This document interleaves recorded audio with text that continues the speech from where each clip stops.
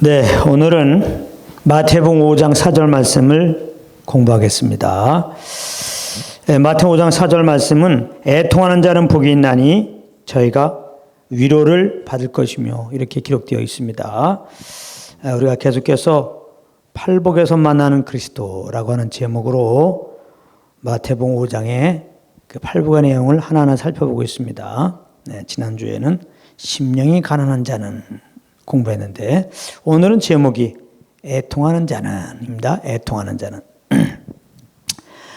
오늘 본문 말씀이 애통하는 자는 복이 있나니 저희가 위로를 받을 것이며 이렇게 나와 있으니까 어떤 사람들은 이것을 갖다가 하나님의 위로를 받기 위해서 애통하는 자가 되자 이렇게 얘기를 합니다. 그러나 이것은 윤리적 관점, 율법적 관점으로 해석하는 것으로 결국은 자기의 의를 더 세우게 되기 때문에 이것은 올바른 해석이 아닙니다.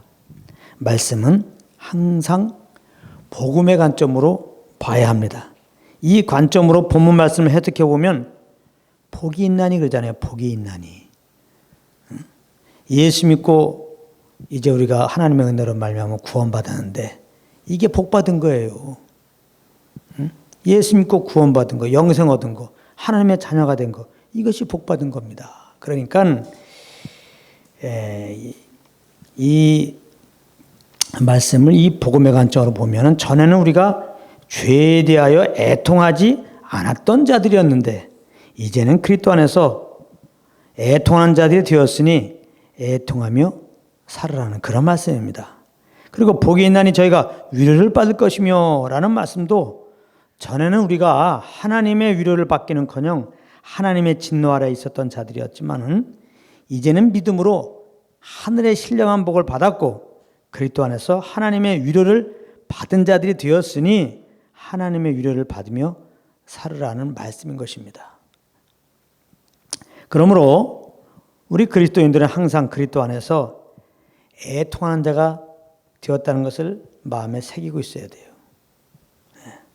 그래야 애통하는 삶을 살 수 있기 때문입니다. 내가 뭔가 애통을 해서 하나님의 애통하는 자다 이렇게 인정받는 게 아니라 예수 믿었더니 애통하는 자가 됐어요. 그러니까 우리는 애통하는 삶을 살아야 되는 거예요. 본문에 나오는 애통이라는 단어는 헬라어로 펜덴데스라는 말로 사랑하는 가족이나 친구들이 이랬을 때 아주 극한 슬픔이 오죠. 그 극한 슬픔을 뜻하는 말입니다. 창세기에서 보면 야곱이 그 아들 요셉이 악한 짐승에게 먹혔다는 소식을 듣고 슬퍼하는 장면이 나옵니다. 이건 물론 거짓된 보고를 듣고 그랬죠. 창세기 37장 34절에 보면 이렇게 나와 있습니다. 자기 옷을 찢고 굵은 배로 허리를 묶고 오래도록 그 아들을 위하여 애통하니 이렇게 나와 있어요. 그래서 여기서 애통이라는 말이 나오는데 이것이 바로 오늘 본문에 나오는 애통과 동일한 의미의 단어입니다. 그러니까 이 애통은 말할 수 없는 애통, 표현할 수 없는 슬픔을 말하는 거예요. 그래서 이제 본문에서 애통은 영적인 애통을 말하는 것이에요. 영적인 애통. 그래서 이것은 성령으로 말미암아 하는 애통이에요. 우리로부터 출발된 애통이 아닙니다. 그래서 애통하는 자가 되자 이게 말이 안 되는 거예요. 영적인 애통을 말하는 거예요. 영적인 애통이라는 것은 성령으로 말미암아 하는 애통이에요. 성령으로. 그래서 성령으로 말미암아 내 죄를 깨닫게 됐을 때 정말 성령으로 애통하게 되는 거죠. 그래서 주님의 정말 자비를 구하고 정말 다시 한번 주님의 임재를 구하게 되는 거죠. 또 성령으로 말미암아 다른 사람들의 죄를 또 바라보게 되고 그래서 내 영혼이 하나님 아버지 앞에서 정말 성령으로 애통하게 되는 겁니다. 저들의 죄를 용서해 주시옵소서. 긍휼히 여기시고 주 찾게 하소서, 주 알게 하소서 애통하며 기도하는 걸 말하는 겁니다. 오늘 본문을 보면 이런 애통하는 자리에 있을 때 하나님의 위로를 맛보게 된다고 그렇게 했는데 여기서 위로라는 말은 곁으로라는 말과 부른다의 합성어로 믿는 자 가운데 위로자로 오신 성령님이 역사하셔서 그 애통하는 자의 심령을 만져주시고 소송케 하신다는 그런 말입니다. 다윗은 나단 선지자를 통하여 밧세바와 동침한 것이 하나님 앞에 큰 죄 지은 것임을 깨닫고 통회하는 마음으로 하나님께 엎드립니다. 그는 그때 거기서 하나님의 위로를 받고 하나님 앞에서 깨달은 진리를 이렇게 노래합니다.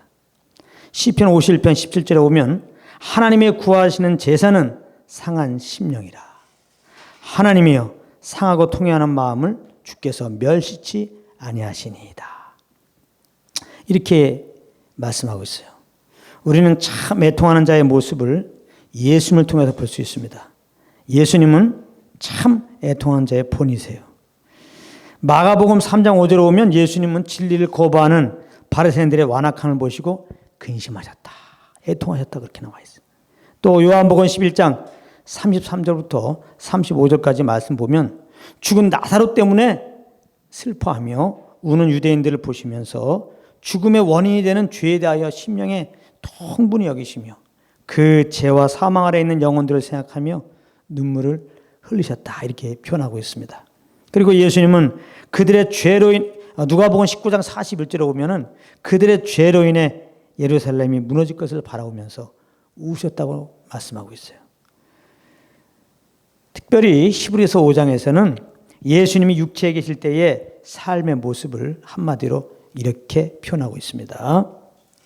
히브리서 5장 7절 말씀입니다. 여기 보면 그는 육체에 계실 때에 자기를 죽음에서 능히 구원하실 이에게 심한 통곡과 눈물로 간구와 소원을 올렸고 그의 경외하심을 인하여 들으심을 얻었느니라. 이렇게 말씀하고 있습니다. 예수님은 그리고 때가 되매 십자가에 오르셨던 것입니다. 세상 죄를 지고 가는 어린 양으로 십자가에서 피 흘려 죽으셨던 것입니다. 온 세상의 죄를 위한 화목 제물이 되신 것입니다. 그래서 아담 안에서 죄로 인해 죽은 인생들이 우리의 범죄물을 위하여 죽으시고 우리가 의롭다 하심을 얻기 위하여 3일 만에 부활하신 예수님을 그 마음의 주님으로 모시고 신하면 누구든지 그리스도 안에서 새 삶을 얻게 되는 것입니다. 이제 하나님의 은혜로 인해 믿음으로 구원받은 우리들은 이제 이 땅에서 어떻게 사는 것이 마땅한 삶이겠습니까? 오늘 본문은 애통하며 사는 것이라고 말씀하고 있는 겁니다. 그런데 얼핏 보면 이 말씀은 주 안에서 항상 기뻐하라는 말씀과 대치되는 말씀 같아요. 물론 그렇지 않습니다. 왜냐하면 애통하게 되면 하나님의 위로를 받아서 더 크게 기뻐하는 자가 되기 때문입니다. 아무튼 오늘 본문 말씀은 믿는 자들은 애통하는 자니 애통하며 사는 것이라고 말씀하고 있습니다. 그런데 가만히 생각해 보면 진정 믿음으로 사는 자들은 이렇게 살 수밖에 없어요. 왜냐하면 우리는 너무나 연약한 존재이기 때문입니다. 하나님의 측량할 수 없는 사랑을 알면서도 그 사랑 안에 거하지 못하고 기회만 되면 세상을 기웃기웃거리고 있는 우리들이 때문입니다. 진정 거듭난 자라면 탄식하시며 근심 가운데 그 자리에서 돌이키라는 성령의 그 신음소리를 외면할 수 없어요. 그래서 정말 우리가 믿음으로 살려고 하면 우리 연약함이 나타나고 그 연약함에 대해서 돌이키라고 하는 성령의 음성 때문에 성령으로 애통하면서 우리 연약함을 인정하고 우리의 잘못을 인정하고 주님이여 나를 도우소서 애통하며 통회하며 주님께 나가게 된다 이 말입니다. 근데 감사하게도 우리가 성령님께 순종하고 통회하면 하나님은 성령님을 통하여 우리 영혼의 눈물을 닦아주시고 주님만 따라갈 새 힘을 주시며 위로해 주신다는 것입니다. 이사야 57장 15절에 보면 내가 높고 거룩한 곳에 거하며 또한 통회하고 마음이 겸손한 자와 함께 거하나니 이는 겸손한 자의 영을 소송케 하며 통회하는 자의 마음을 소송케 하려 함이라. 이렇게 말씀이 나와 있습니다. 그리고 진정 성령님의 인도함 따라 사는 자라면 일생 하나님을 떠나서 죄 가운데 살다가 그 결국이 영원한 불못인지를 모르고 살아가는 세상 영혼들을 바라보게 되고 저들을 향한 참으로 안타까운 마음을 가지게 되어 그들을 향해 애통하며 기도하라는 성령의 음성을 결코 외면할 수가 없습니다. 그래서 정말 성령을 쫓아 산다면 이렇게 주님과 상관없이 사는 사람들 속에 살기 때문에 우리는 성령으로 정말 주님 앞에 애통하며 나아갈 수밖에 없습니다.